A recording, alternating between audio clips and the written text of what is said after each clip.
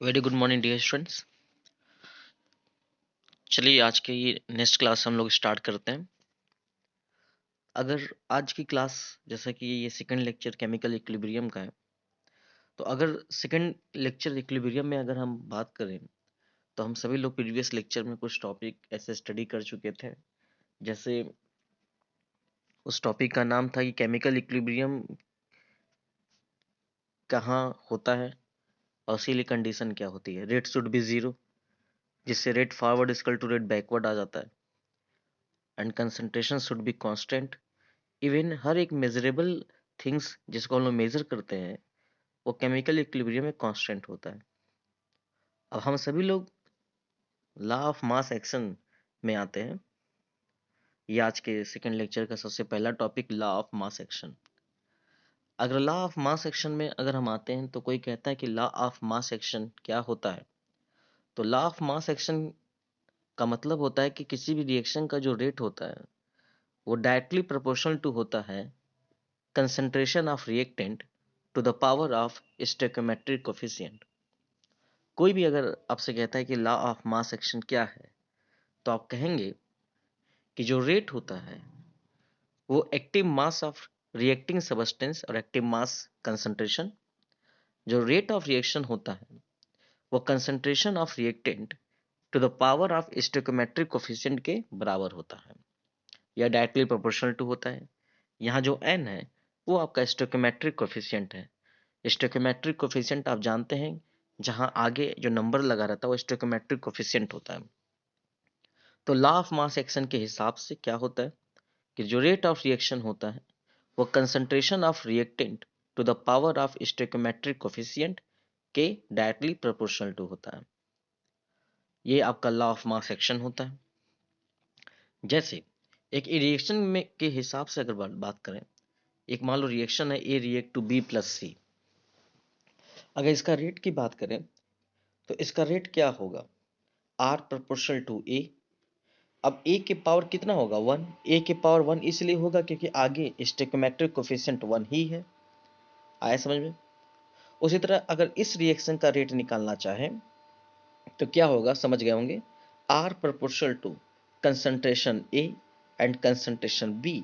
अगर इनके पावर देखा जाए तो इसका स्टोइकियोमेट्रिक कोफिशिएंट वन है, इसका स्टोइकियोमेट्रिक कोफिशिएंट वन है, तो पावर वन वन चढ़ जाएगा। यही होता है लॉ ऑफ मास एक्शन। और याद रखें, प्रोपोर्शनल हटेगा तो एक कांस्टेंट आएगा जिसका नाम होता है rate constant, R equal to K A to the power one और B to the power one हो जाएगा। इसी तरीके से अगर इस रिएक्शन में अगर हम बात करें, मान लो इस रिएक्शन का रेट निकालना है तो क्या होगा, R proportional to A to the power square into B to the power cube. A to the power square क्यों हुआ, क्योंकि स्टोइकियोमेट्रिक कोफिशिएंट दो है। अब B to the power cube क्यों हुआ, क्योंकि यहाँ पे स्टोइकियोमेट्रिक कोफिशिएंट तीन है। और याद रखिए कि हमेशा कंसंट्रेशन को बड़ी ब्रैकेट में रखा जाता है। अगर हम बड़े ब्रैकेट में ए रखें तो इसका मतलब समझ गए होंगे कि ये कंसंट्रेशन ऑफ ए है। अगर हम बड़े ब्रैकेट में बी रखें तो इसका मतलब है कंसंट्रेशन ऑफ बी है। तो कंसंट्रेशन एक्टिव मास को हमेशा एक बड़े ब्रैकेट, एक लार्ज ब्रैकेट में रखा जाता है। वह रिप्रेजेंट करता है कि इस लार्ज ब्रैकेट में आपने किस चीज को रखा हुआ है। तो याद रखें, एक्टिव मास और कंसंट्रेशन ये हमेशा एक लार्ज ब्रैकेट में रखा जाता है। और जब भी हम लॉ ऑफ मास एक्शन निकालेंगे तो उसका मतलब यही होता है कि जो रेट होता है वो डायरेक्टली प्रोपोर्शनल टू होता है concentration of reactant to the power of stoichiometric coefficient. ये आपका सिंपल सा रेट होता है। इस तरीके से आप रेट निकाल सकते हैं रिएक्शन का according to law of mass action. जितना भी स्टोइकियोमेट्रिक कोफिशिएंट होगा उसके आप पावर चला दीजिएगा, ठीक है। अब हम आते हैं कुछ application of law of mass action पे। अगर हम application of law of mass action में आए तो मान लो कि कोई एक रिएक्शन है, ये आपके सामने एक रिएक्शन दे दिया है। वो रिएक्शन कुछ इस प्रकार है, A plus B equilibrium C plus D. अभी हम कोई भी रिएक्शन ऐसा नहीं था जिसमें रिवर्सिबल ना हो। ऊपर के जो रिएक्शन थे वो सब इरिवर्सिबल थे, जो एग्जाम्पल के तौर पे बताए थे। अब यहाँ एक रिवर्सिबल रिएक्शन आ गया, इक्विलिब्रियम। तो इक्विलिब्रियम रिएक्शन अगर आ गया तो हम इसमें निकालेंगे रेट फॉरवर्ड और रेट बैकवर्ड, क्योंकि सर ने कहा था कि इक्विलिब्रियम में जब भी आता है तो रेट आपस में बराबर होते हैं। तो एक बार हम रेट फॉरवर्ड निकाल लेते हैं और एक बार हम रेट बैकवर्ड निकाल लेते हैं। अगर हम रेट फॉरवर्ड निकालें तो आपको पता है कि रेट फॉरवर्ड आपका ये होगा। अगर रेट बैकवर्ड की बात करें तो रेट बैकवर्ड आपका ये होगा। तो रेट फॉरवर्ड अगर निकालोगे तो आप देख रहे हो रेट फॉरवर्ड प्रोपोर्शनल टू क्या होगा, concentration of A and concentration of B. और इन सब के पावर कितना हो जाएगा 1, क्योंकि स्टोइकोमेट्रिक कोफिशिएंट ए और बी का 1 है। प्रोपोर्शनल हटेगा तो एक कांस्टेंट आएगा और वो कांस्टेंट क्या होगा, के फॉरवर्ड। जैसा रेट वैसा के, या फॉरवर्ड का रेट निकालो इसलिए प्रोपोर्शनल हटाने पर जो कांस्टेंट आया है वो भी फॉरवर्ड ही आएगा। तो rate forward is equal to K forward into concentration of A into concentration of B. उसी तरीके से अगर बैकवर्ड रेट निकालोगे तो बैकवर्ड रेट में तुम लोगों को पता है कि यहाँ प्रोडक्ट का पार्ट होगा, क्योंकि बैकवर्ड रेट यही होगा, पीछे की तरफ आएगा। तो backward rate R be proportional to concentration of C and concentration of D. यहाँ पावर 1 1 ही होगा, क्योंकि स्टोइकोमेट्रिक कोफिशिएंट 1 और 1 है। प्रोपोर्शन हटेगा तो एक कांस्टेंट आएगा और उस कांस्टेंट का नाम होगा के बैकवर्ड, क्योंकि अभी सर ने बोला कि जैसा रेट वैसा के। अगर रेट बैकवर्ड है तो के बैकवर्ड आएगा। तो rate backward equal to K backward into concentration of C and concentration of D. हम सभी लोग इस चैप्टर के सबसे पहले लेक्चर में, इवन इसके प्रीवियस लेक्चर में हमने एक पॉइंट बताया था कि इक्विलिब्रियम के लिए rate should be zero, rate zero होना चाहिए, जिससे रेट फॉरवर्ड इक्वल टू क्या हो जाएगा, रेट बैकवर्ड। आप एक काम करो, इक्विलिब्रियम रिएक्शन है तो rate forward equal to rate backward कर दो। अगर आप rate forward equal to rate backward तो यही रेट फॉरवर्ड है और यही रेट बैकवर्ड है, बराबर कर दो। तो बराबर करोगे तो क्या आएगा बेटा, K forward into A into B equal to K backward into C into D. भैया यही तो बराबर करोगे ना, क्योंकि rate forward equal to rate backward करोगे तो रेट फॉरवर्ड की वैल्यू ये है और रेट बैकवर्ड की वैल्यू ये है। अब एक काम करिए कि आपने जब ये किया होगा तो अब आप इक्विलिब्रियम कांस्टेंट निकाल लीजिए। हम आपको बता दें, कभी भूलिएगा नहीं, इक्विलिब्रियम कांस्टेंट के फॉरवर्ड अपॉन के बैकवर्ड को बोला जाता है। ये कभी भूलिएगा नहीं, याद रखिएगा, ये इंपॉर्टेंट टॉपिक है, इंपॉर्टेंट टर्म है। इक्विलिब्रियम कांस्टेंट के फॉरवर्ड अपॉन के बैकवर्ड को बोला जाता है।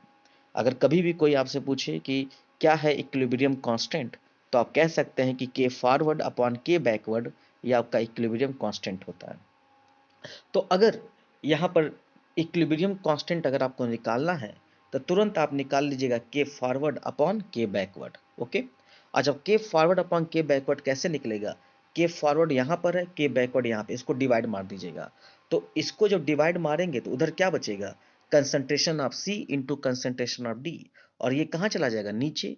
तो आपका आ जाएगा K forward upon K backward equal to concentration of C into concentration of D upon concentration of A and to concentration of B।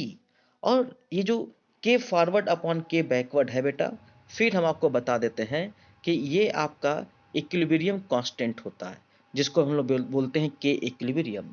तो ये आपका इक्विलिब्रियम कांस्टेंट होता है। देखिए यहाँ लिखा भी है equilibrium constant K forward upon K backward, ये भूलिएगा नहीं। अब हम आपको बता दें कि जो इक्विलिब्रियम कांस्टेंट है, जो इक्विलिब्रियम कांस्टेंट अभी हमने आपको बोला कि जो के फॉरवर्ड अपॉन के बैकवर्ड है, ये आपका के इक्विलिब्रियम कांस्टेंट है। अब ये के इक्विलिब्रियम कांस्टेंट दो तरह से जाना जाता है, एक कंसंट्रेशन के टर्म में और एक प्रेशर के टर्म में।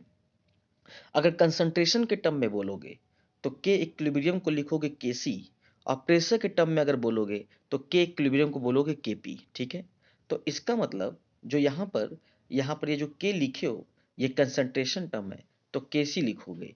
क्या लिखोगे, concentration of C, concentration of D upon concentration of A और इनटू कंसंट्रेशन ऑफ बी, ये तुम्हारा के सी आ गया। और इससे पता चला कि जब भी के सी निकालना है तो concentration of product upon concentration of reactant करते हैं। ये भूलना नहीं कोई कि जब भी केसी फाइंड करते हैं तो concentration of product upon concentration of reactant ही करते हैं, उल्टा नहीं करना। रिएक्टेंट अपॉन प्रोडक्ट नहीं, प्रोडक्ट अपॉन रिएक्टेंट होता है। और जब भी प्रोडक्ट अपॉन रिएक्टेंट लिख लोगे वो हमेशा एक बड़े ब्रैकेट में होना चाहिए। ये केसी हो गया। और इसी का अगर तुम केपी लिखना चाहते हो, अगर के की जगह पे अगर केपी निकलना होगा, प्रेशर कांस्टेंट, तो कैसे लिखोगे, pressure of C, pressure of D upon pressure of A and pressure of B, ये तुम्हारा केपी हो जाएगा। समझ आया? बस बड़ा ब्रैकेट हटाकर वहां पी लिख दोगे, और पी क्या बताएगा, प्रेशर। पी बड़ा ब्रैकेट क्या बताता है, कंसंट्रेशन, और पी क्या बताएगा, प्रेशर। तो pressure of C into pressure of D upon pressure of A और प्रेशर ऑफ बी। तो आप लिख सकते हैं बेटा समझने के लिए अपने, कि जब भी केसी निकालना होगा तो concentration of product upon concentration of reactant to the power N, to the power N. Power N क्या है, यहाँ एन स्टोइकियोमेट्रिक कोफिशिएंट है, जो स्टोइकियोमेट्रिक कोफिशिएंट होगा वो पावर चढ़ा दीजिएगा, ठीक है। वही केपी, केपी क्या होगा, प्रेशर ऑफ प्रोडक्ट के पावर एन और pressure of reactant to the power N. N क्या है, स्टोइकियोमेट्रिक कोफिशिएंट है। आइए हम आपको दिखाते हैं। जैसे मान लीजिए एक रिएक्शन दे दिया, इसका आपको केसी निकालना है, तो क्या बताया था सर ने, प्रोडक्ट अपॉन रिएक्टेंट। तो concentration of C to the power N one, concentration D to the power N two upon product हो गया reactant A to the power M one और B to the power M two, ये आपका केसी आ गया। और अगर यही केपी की बात करें तो क्या होगा बेटा, बस आप बड़े ब्रैकेट के जहाँ पे लिखेंगे, क्या बेटा यहाँ बड़ा ब्रैकेट रखा है लेकिन कोई जरूरत नहीं आप बड़ा ब्रैकेट लिखें, इसका केपी क्या हो जाएगा, तुरंत समझ गए होंगे, P C to the power N one, P D to the power N two upon P A to the power M one और P B to the power M two, ये आपका केपी आ जाएगा। आया समझ में? तो बड़ा ब्रैकेट अगर लगाएंगे तो कंसंट्रेशन, और बड़े ब्रैकेट जगह पी लिख देंगे तो प्रेशर हो जाएगा। इस तरीके से केपी और केपी निकालते हैं। आया समझ में? और एक क्वेश्चन उठा कि केसी और केपी क्या होता है। केसी केपी, केसी का मतलब कंसंट्रेशन कांस्टेंट और केपी का मतलब प्रेशर कांस्टेंट। और केसी का यूनिट क्या होता है, केसी का यूनिट की अगर बात करें तो इसका यूनिट होता है मोल पर लीटर के पावर डेल्टा एन जी। जब हम न्यूमेरिकल सॉल्व करेंगे केसी तो उसका यूनिट क्या लिखेंगे, मोल पर लीटर या मोल लीटर माइनस वन के पावर डेल्टा एन जी या ATM to the power delta N G. और डेल्टा एन जी क्या है, डेल्टा एन जी यहाँ पर है बेटा total sum of stoichiometric coefficient of product and total sum of stoichiometric coefficient of reactant, सिर्फ सिर्फ गैस का, याद रखिएगा। या ऐसे भी बोल सकते हैं कि डेल्टा एन जी क्या है, या आप लिख सकते हैं total mole of gas reactant, total mole of gas product minus total mole of gas reactant. आप अपने कॉपी में लिख सकते हैं डेल्टा एन जी का मतलब होता है total mole of gas product minus total mole of gas reactant. आप ऐसे निकाल सकते हैं total mole of gas product minus total mole of gas reactant, ये डेल्टा एन जी होगा। और डेल्टा एन जी की वैल्यू रखकर आप केसी और केपी का यूनिट भी बता सकते हैं, ठीक है। अब एक क्वेश्चन आता है कि what is relationship between KP and KC. देखिए केपी और केसी में एक रिलेशन होता है, और केपी और केसी में रिलेशन क्या होता है हम डायरेक्ट बता देते हैं। KP equal to KC R T to the power delta N G, ठीक है। और डेल्टा एन जी तो आप समझ गए होंगे, total mole of gas product minus total mole of gas reactant. KP pressure constant, KC concentration constant. R क्या है, आर आपका गैस कांस्टेंट है। आर क्या है बेटा, गैस कांस्टेंट है। और इस गैस कांस्टेंट की वैल्यू क्या होती है, 0.08 आप रखिएगा। आर की वैल्यू याद रखिएगा 0.08 ही रखिएगा इसमें। और टी आपका टेम्परेचर है, जो हमेशा किस में होना चाहिए, केल्विन में। आए समझ में? तो ये होता है रिलेशन।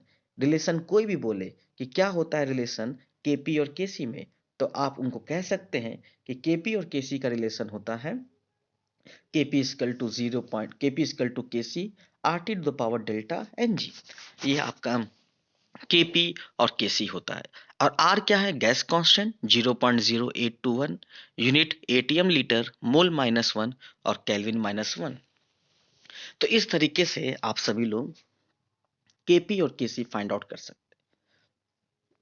अब जैसे अगर हम आपसे एक क्वेश्चन पूछे, तो देखिए एक क्वेश्चन हम आपको दिखा रहे हैं। जैसे एक रिएक्शन आपके पास N2 plus 3H2 is react to 2 ammonia. अगर हम आपसे कहें कि इसका केसी क्या होगा, आप समझ गए होंगे। केसी इसका क्या होगा, कंसंट्रेशन ऑफ प्रोडक्ट मतलब अमोनिया का क्या हो जाएगा square upon concentration of reactant मतलब concentration of N2 and concentration H2 के पावर क्या कर देंगे 3। ये आपका Kc आ गया। अब किसी बच्चे ने कहा कि सर Kc का यूनिट क्या होगा, तो Kc का यूनिट अगर आप निकालना चाहते हैं तो N2 plus 3H2 is react to equilibrium to ammonia, जहां nitrogen gas, hydrogen gas, ammonia gas है। ये आपको क्वेश्चन में दे दिया जाएगा कि कौन सॉलिड है, कौन लिक्विड, कौन गैस है। तो डेल्टा Ng निकाल लीजिए। डेल्टा Ng क्या होता है, total mole of gas product. Total mole of gas product कितना है बेटा, 2 है, minus total mole of gas reactant. Gas में कितना रिएक्टेंट में 1+3, 1+3, ये 1+3 कहां से आ गया, नाइट्रोजन का 1 मोल और हाइड्रोजन का 3 मोल। आप सॉल्व करेंगे तो 2 - 4 इक्वल टू -2, तो डेल्टा Ng की वैल्यू -2 आ गई। तो Kc का यूनिट क्या होगा, आपको सर ने पढ़ाया था, मोल लीटर -1 के पावर डेल्टा Ng।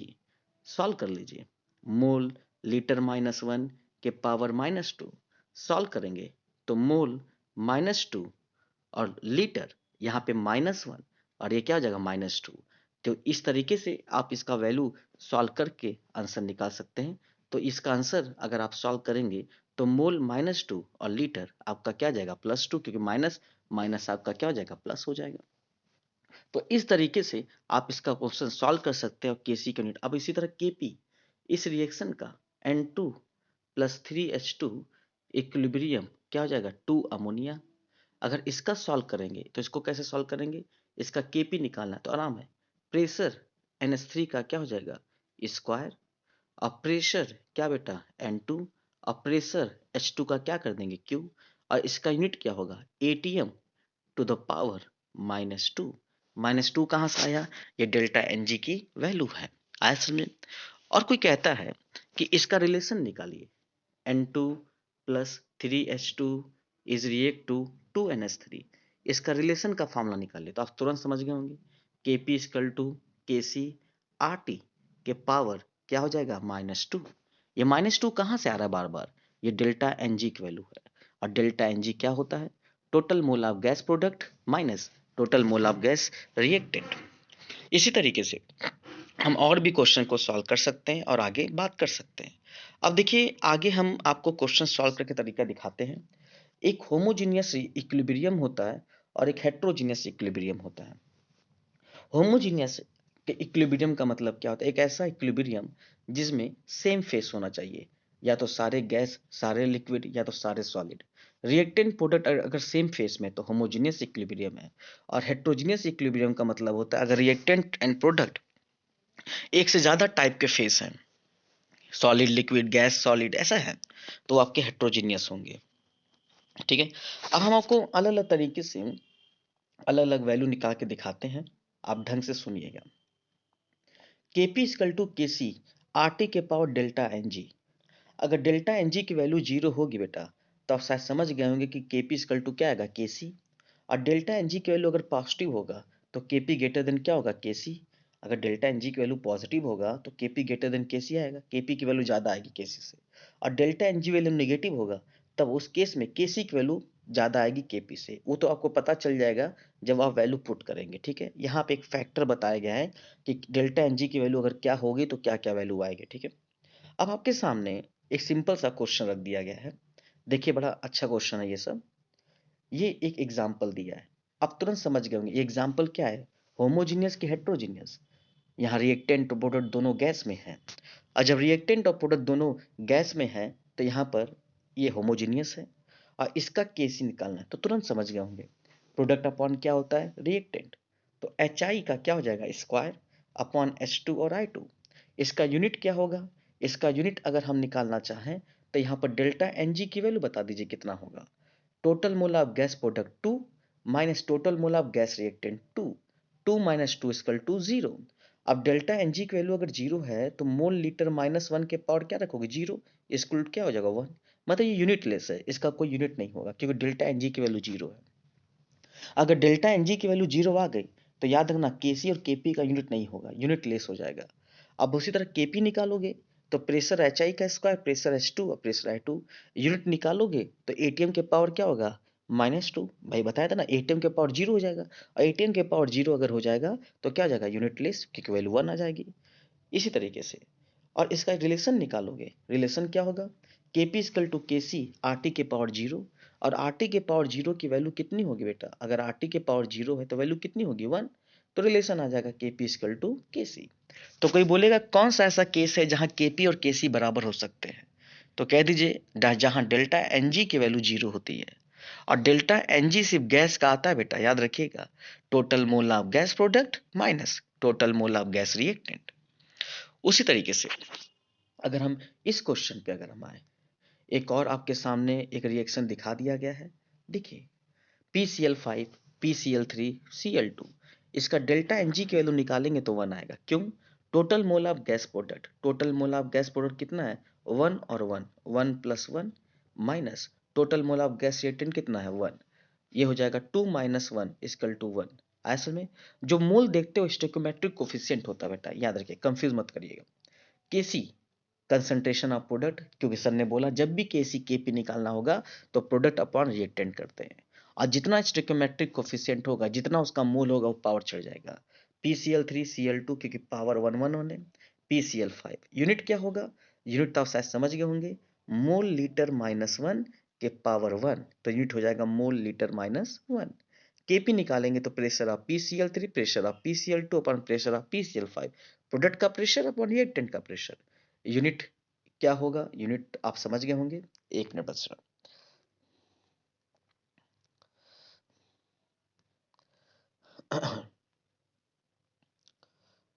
ठीक है, यूनिट इसका आप समझ गए होंगे, यूनिट होगा आपका एटीएम के पावर क्या बेटा, एटीएम के पावर 1, ठीक है ना, इसका यूनिट हो जाएगा एटीएम के पावर 1, क्योंकि यूनिट होता है एटीएम के पावर डेल्टा एनजी। रिलेशन की बात करें तो रिलेशन क्या होगा, KP equal to K C R T के पावर डेल्टा एनजी, और डेल्टा एनजी की वैल्यू 1 है, तो KP equal to K C into are into T हो जाएगा। यही थर्ड रिएक्शन की बात करें तो ये भी आपका एक होमोजीनियस रिएक्शन है, गैस है, गैस है, गैस है। तो इसका डेल्टा एनजी की वैल्यू निकाली, डेल्टा एनजी की वैल्यू आएगी -2, अभी हमने निकाल के दिखाया था, total mole of gas product 2 minus 1 plus 3, तो आ जाएगा -2। यूनिट आपको पता चल गया होगा, मोल -2 लीटर +2 एटीएम -2। ऐसे में रिलेशन आपको पता चल गया होगा, के P equal to K C R T to power -2, और न्यूमेरिकल जब सॉल्व करेंगे, अगर आर टी के पावर -2 आ गया तो आर टी को नीचे भेज दीजिएगा, ताकि स्क्वायर करके हम आसानी से इसका न्यूमेरिकल सॉल्व कर सकें, ठीक है। इसी तरीके से ये भी आपके सामने कुछ रिएक्शन दिए गए, ये सब रिएक्शन जो है होमोजीनियस रिएक्शन है, जिसको आप आसानी से सॉल्व कर सकते हैं। अब हम बात करते हैं हेट्रोजीनियस रिएक्शन की। होमोजीनियस रिएक्शन आपको हमने लिस्ट में दिखा दिया, अब बारी हेट्रोजीनियस की। हेट्रोजीनियस में याद रखिएगा बेटा, इसमें सॉलिड भी होगा, लिक्विड भी होगा और गैस भी होगा। अगर सॉलिड, लिक्विड, गैस तीनों हैं तभी हेट्रोजीनियस होगा। और हेट्रोजीनियस में याद रखिएगा, अगर प्योर सॉलिड है बेटा तो उसका कंसंट्रेशन हमेशा 1 लिखा जाता है, और प्योर लिक्विड है तो उसका कंसंट्रेशन हमेशा क्या लिखा जाता है, 1।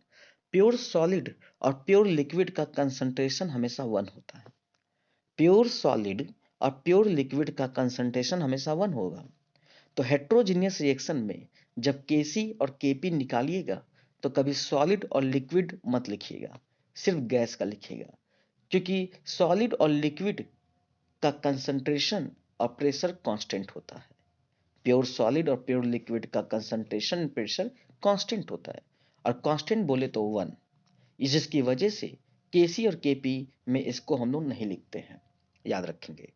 जैसे ये रिएक्शन देख लीजिए, यहाँ पर कैल्शियम कार्बोनेट सॉलिड है, गैस है, इसका Kc निकालोगे तो प्रोडक्ट अपॉन रिएक्टेंट, तो कैल्शियम ऑक्साइड CO2 CaCO3, तो यहाँ पर किसकी किसकी वैल्यू क्या होगी, यहाँ पर सॉलिड की वैल्यू 1 और सॉलिड की वैल्यू 1, तो सिर्फ क्या बचेगा, आप समझ गए कि Kc इक्वल टू होगा सिर्फ क्या बेटा, कंसंट्रेशन ऑफ CO2। बाकी आप नहीं लिखेंगे, क्यों नहीं लिखेंगे, क्योंकि सबकी वैल्यू 1 होगी, इसकी वैल्यू 1, इसकी वैल्यू 1, क्योंकि प्योर सॉलिड और प्योर लिक्विड का कंसंट्रेशन 1 होता है। इस चैप्टर में जब भी सॉलिड और लिक्विड की बात करेगा तो आप 1 ही रखेंगे। आपको ये नहीं कहेगा कि सर हमको कैसे पता चलेगा कि प्योर है कि इम्प्योर है, जब तक किसी क्वेश्चन में ना बोल दे कि ये सॉलिड इम्प्योर है तब तक हर एक रिएक्शन में अगर सॉलिड लिक्विड होगा तो वो प्योर ही माना जाएगा इस चैप्टर में। इसलिए सॉलिड और लिक्विड का कभी केसी केपी मत निकालना। तो इसका केसी क्या हो जाएगा, CO2।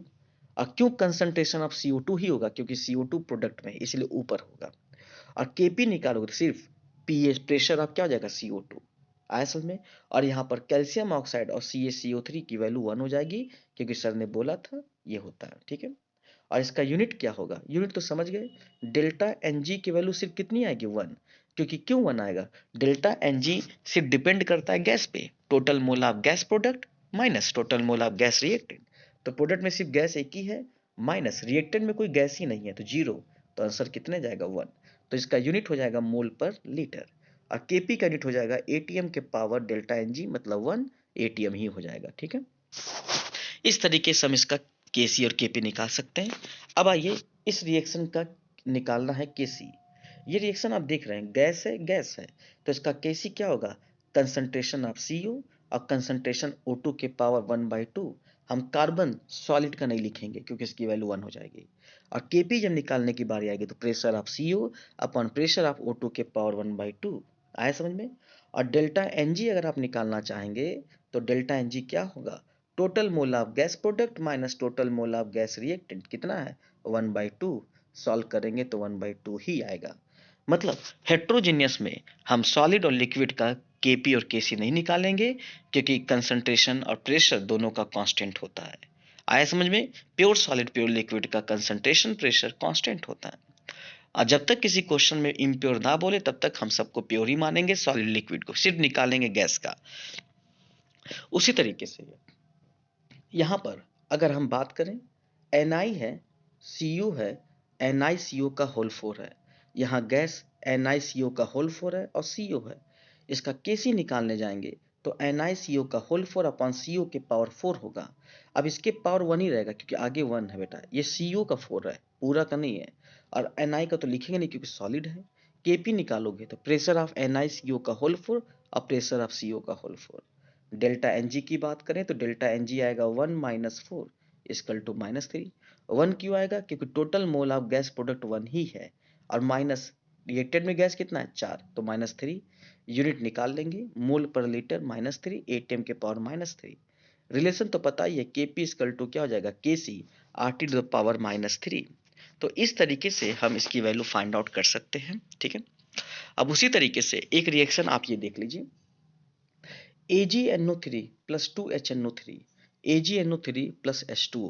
यहाँ आप किसका किसका नहीं निकालेंगे, सॉलिड का नहीं निकालेंगे, सॉलिड का नहीं निकालेंगे क्योंकि 1। आप लिक्विड का नहीं निकालेंगे क्योंकि 1। लेकिन एक्वस का केसी निकाल सकते हैं। अगर किसी रिएक्शन में एक्वस लिखा है तो उसका केसी निकाल सकते हो, केपी नहीं निकाल सकते, केसी निकाल सकते हो। अब आप कहोगे सर एक्वस में तो वाटर होता है ना, तो आपको बता दें एक्वस में सिर्फ वाटर नहीं होता बेटा, एक्वस सॉल्यूशन होता है जिसमें वाटर के साथ और भी प्रेजेंट होता है। एक्वस का मतलब उसमें सॉल्वेंट वाटर होगा लेकिन साथ में कुछ और भी होगा, तो यहाँ प्योर लिक्विड नहीं है, इसलिए एक्वस का केसी निकाल सकते हो। लेकिन केपी, केपी नहीं निकलेगा, केपी सिर्फ गैस का निकलता, प्योर गैस का, क्योंकि प्रेशर का इफेक्ट गैस पे ही पड़ता है, लिक्विड और सॉलिड पे नहीं पड़ता है। क्योंकि लिक्विड और सॉलिड को कंप्रेस नहीं कर सकते, लेकिन गैस को कंप्रेस कर सकते हैं, जिसकी वजह से केपी सिर्फ गैस का ही निकलेगा, लिक्विड एक्वस और सॉलिड का नहीं निकलेगा। लेकिन कैस जो केसी होता है वो एक्वस का निकल सकता है, क्योंकि कंसंट्रेशन एक्वस पे डिपेंड करता है, क्योंकि यहाँ प्योर लिक्विड नहीं होता है। इसलिए AgNO3 का स्क्वायर और HNO3 का स्क्वायर हो जाएगा, ठीक है। तो इस तरीके से आप केसी और केपी समझ गए होंगे कि केसी और केपी कैसे फाइंड आउट किया जाता है और किस तरीके से निकाला जाता है, ठीक है। अब हम लोग कुछ रिएक्शन और कुछ क्वेश्चन की बात करते हैं। यहाँ पर एक क्वेश्चन आया, N2H2 अमोनिया, सबका कंसंट्रेशन दे दिया है 0.5, 1 और 2। यहाँ सब रिस्पेक्टिवली दिया है, N2 का 0.5 और H2 का दिया है यहाँ पर 1 और अमोनिया का दिया है 2। कहा है कि केसी की वैल्यू निकालिए। आराम से केसी निकल सकता है बेटा, कोई जल्दीबाजी नहीं। केसी इक्वल टू क्या हो जाएगा, अमोनिया का स्क्वायर। अगर आप केसी निकालेंगे तो क्या हो जाएगा, केसी इक्वल टू क्या हो जाएगा बेटा, अमोनिया का square upon concentration of N2 और कंसंट्रेशन H2 के पावर क्यूब। तो आप वैल्यू रख दीजिए, अमोनिया का वैल्यू कितना है, 2 का स्क्वायर अपॉन 0.5 और इंटू H2 क्या है, 1 का क्यूब। सॉल्व करेंगे तो 40/0.5 आ जाएगा। सॉल्व करेंगे तो आपका आंसर 8 आ जाएगा। तो ये केसी की वैल्यू आ गई। अगर इसी में कोई कहता है कि केपी की वैल्यू निकालिए, तुरंत रिलेशन भाग जाइएगा, क्योंकि केसी देकर केपी पूछे, केपी देके केसी पूछे, relation KP equal to KC R T के पावर डेल्टा एन जी। तो आप यहाँ पर केसी की वैल्यू 8, आर की वैल्यू आपको बताया था सर ने 0.08। टेम्परेचर नहीं दिया है तो लिख लीजिए, इसका टेम्परेचर 27 डिग्री सेंटीग्रेड पे होगा, मतलब कितना टेम्परेचर 300 केल्विन हो जाएगा। पावर कितना हो जाएगा -2। क्यों -2 लिखा?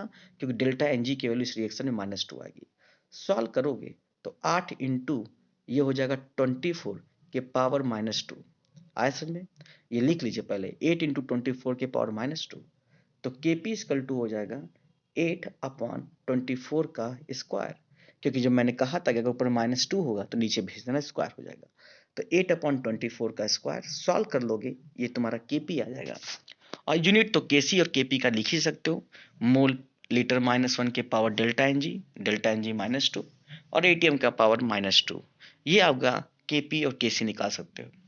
जब जब केसी दे के केपी पूछे, केपी दे के केसी पूछे, आप आराम से केसी और केपी को निकाल सकते हैं और उसको सॉल्व आउट कर सकते हैं। ठीक है, उसी तरह केपी भी निकाल सकते हो, प्रेशर दे देगा सबका, अब प्रेशर दे के आप उसका केपी फाइंड आउट कर सकते हो। ठीक है, प्रेशर दे के केसी और केपी इसका निकाल सकते हो। ठीक है, उसी तरीके से यहाँ देखिए केपी कैसे पूछा है, सब कुछ दे दिया है, H2I2HI सबका प्रेशर दे दिया है, रिएक्शन दे दिया है, केपी बोला है, तो केपी कैसे निकालोगे? Pressure of HI square, pressure of H2, pressure of F2, सबकी वैल्यू आंसर 8। अब चाहे केपी देके केसी निकाल सकते हैं, केसी देके केपी निकाल सकते हैं। तो आई होप आप सभी लोगों को ये क्वेश्चन केसी और केपी का समझ में आ गया होगा। आया समझ में? अगर केसी निकालना होगा तो कंसंट्रेशन देगा और केपी निकालना होगा तो प्रेशर देगा, और केसी देके केपी पूछे तो रिलेशन, और केपी देके केसी पूछे तो भी रिलेशन। और रिलेशन आपको पता है कि KP equal to KC R to the power delta N G होता है, और आराम से इसके न्यूमेरिकल आप सॉल्व कर सकते हैं और केपी और केसी फाइंड आउट कर सकते हैं। ठीक है, अब यहाँ पे कुछ for which reaction KP is not equal to KC एक क्वेश्चन दिया है यहाँ पर, किसके लिए केपी केसी बराबर नहीं होगा। तो आप रिएक्शन के जब सॉल्व करेंगे तो सेकेंड और थर्ड यहाँ पर वैल्यू बराबर नहीं होगी, क्योंकि केपी और केसी तभी बराबर होता है जब डेल्टा एन जी की वैल्यू 0 आएगी, मतलब जब total mole of gas product और total mole of gas reactant जब बराबर होंगे तभी तो जो आएगा 0।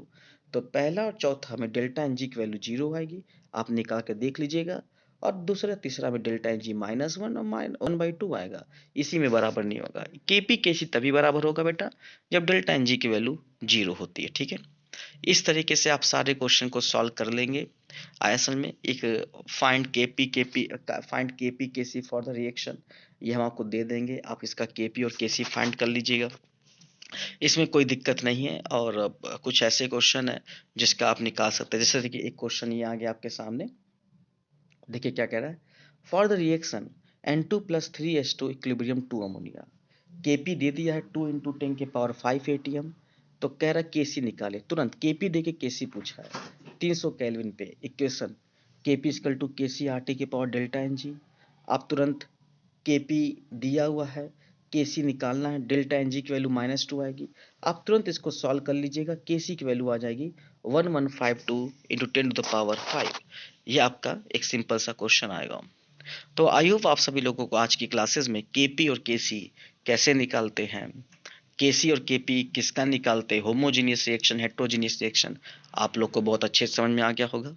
तो आज के लेक्चर को यहीं तक रखते हैं, नेक्स्ट क्लास में इसी टॉपिक को आगे बढ़ाया जाएगा और आज इसके न्यूमेरिकल आप सभी लोग लगा लेंगे। ठीक है, तो आई होप आप सभी लोगों को लेक्चर आज अच्छे से समझ में आ गया होगा।